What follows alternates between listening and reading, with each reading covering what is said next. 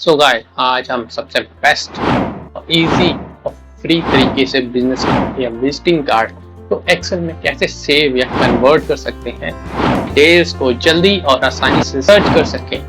तो वीडियो के एंड तक बने रहिए। तो चलिए शुरू करते हैं। सबसे पहले आप इस ऐप में कैमरा सेलेक्ट करें, यहीं से असली मैजिक शुरू होता है, और बिजनेस कार्ड को कैप्चर करेंगे। अगर ये अच्छी रोशनी होगी तो रिजल्ट फास्ट और अच्छे होंगे। इसके बाद हम कैप्चर की गई इमेज में सेलेक्ट ऑल करेंगे या ब्लू डॉट से कार्ड में से नाम या नंबर भी सेव कर सकते हैं।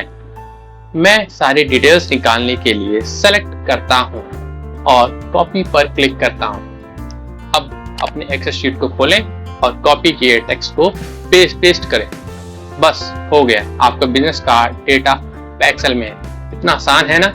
और हाँ, मैंने इस शानदार ऐप और ऐप का डिटेल्ड वीडियो का लिंक नीचे डिस्क्रिप्शन में डाल दिया, इसे ज़रूर चेक करें। और हाँ, एक महत्वपूर्ण बात, अगर आपको ऐसे और ट्रिक्स चाहिए तो इस वीडियो को लाइक और हमारे चैनल को सब्सक्राइब ज़रूर करें।